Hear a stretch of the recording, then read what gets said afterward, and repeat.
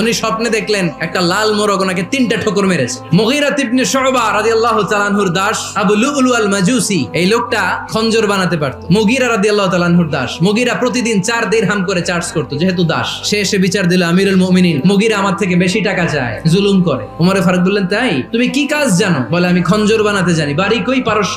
আরে তুমি খঞ্জর বানাতে জানলে তো 4 দিরহাম অনেক কম, সে তো আরো বেশি টাকা নেওয়া দরকার ছিল তোমার থেকে। আবু লুলুর এই কথা পছন্দ হয় নাই। সে কয়, ওমর তুমি সবারে দয়া দেখাও আর আমার ক্ষেত্রে কঠিন নিয়ম বানাইলা, দাঁড়াও এই নিয়ম তোমার আমি দেখাবো। এই রাগে সে বাড়িতে যে একটা খঞ্জর বানালো। খঞ্জর চিনেন? কিছুদিন আগে ওমানের সুলতান কাবুস ইন্তেকাল করেছে, জানেন আপনারা? ওনার এই কোমরের মধ্যে খঞ্জর থাকতো, ছবিতে দেখছেন? আরব শায়েখ যারা সুলতান আমির, সে বাসায় যে একটা খঞ্জর বানালো, যেই খঞ্জরের 2 মাথা আর ধরার হ্যান্ডেলটা মাঝখানে, এদিকেও ছুরি এদিকেও ছুরি, যাতে এইভাবে মারা যায়। সে ধার দিতে লাগলো আর বললো, ওমর দাঁড়াও তোমারে আমি দেখাবো। ওমর ফারুক মসজিদে নববীর ইমাম, ফজরের নামাজের সময় এই আবু লুলু আল মাজুসি চাদর পরে লুকিয়ে লুকিয়ে, সে অগ্নি উপাসক, মুমিন নয়, ওমর ফারুককে অ্যাটাক করার জন্য গেলেন। তখন ওনারা অন্ধকারে নামাজ পড়তো। নামাজের সময় যখন হলো, লুকিয়ে লুকিয়ে প্রথম কাতারে ওমর ফারুকের পিছনে মুয়াজ্জিনের পাশেই দাঁড়ালেন, হাতে খঞ্জর। একামত হলো, ওমর ফারুক সালাত শুরু করলেন, ফজরের সালাত, আল্লাহু আকবার শুরু করলেন, সূরা ফাতিহা বললেন। আরেকটা সূরা যখন পড়তে যাবেন, in the meantime Abu Lulu এই খঞ্জর নিয়ে ওমর ফারুকের বুকের মধ্যে 3টা স্টেবিং করলেন। একটা মারলেন নাভির নিচে,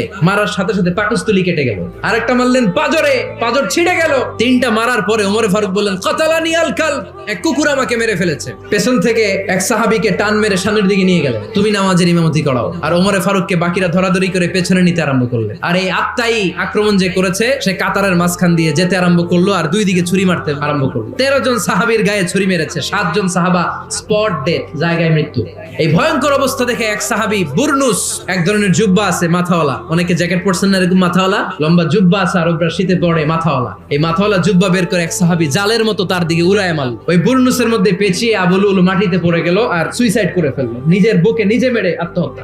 যেই সাহাবীকে ইমামতির জন্য দাঁড় করালেন, উনি ছোট্ট সূরা দিয়ে প্রথম রাকাতে সূরা আল কাউসার, দ্বিতীয় রাকাতে সূরাতুল ইখলাস দিয়ে নামাজ শেষ। ওমর ফারুক বেহুশ, সবাই কান্নাকাটি করতেছে, সবাই দেখতে গেলেন, এখন হুঁশ ফিরে না। মুখের মধ্যে, মুখ খুলে রাষ্ট্রের চিকিৎসক মুখের মধ্যে দুধ দিলেন, ওই নাভি দিয়ে দুধ বের হয়ে যায়। তারা বললো, ওনারে বাঁচানো সম্ভব না, দেখেন হুঁশ ফিরে কিনা। হুঁশ ফিরলে ওনার পরে কে আমির হবে, উনি যেন প্যানেল ঠিক করে দিয়ে যায়। সবাই তাকিয়েছে ওমর ফারুকের চোখের দিকে। আল্লাহর মেহেরবানিতে ঘন্টা খানিক পরে উনি চোখ খুললেন। চোখ খোলার পরেই বলেন নাই, ও মা আমি মরে যাই। চোখ খোলার পরে উনি বলেন নাই, কে মারলো আমারে। চোখ খোলার পরে উনি বলেন নাই, আমার পরে নেতা কে হবে। চোখ খোলার পরে সর্বপ্রথম কথাটি ছিল, আসল্লান নাস, আমার নেতৃত্বে যে ফজরের নামাজটা শুরু হয়েছিল, এটাকে ঠিক মতো তোরা পড়েছিলি?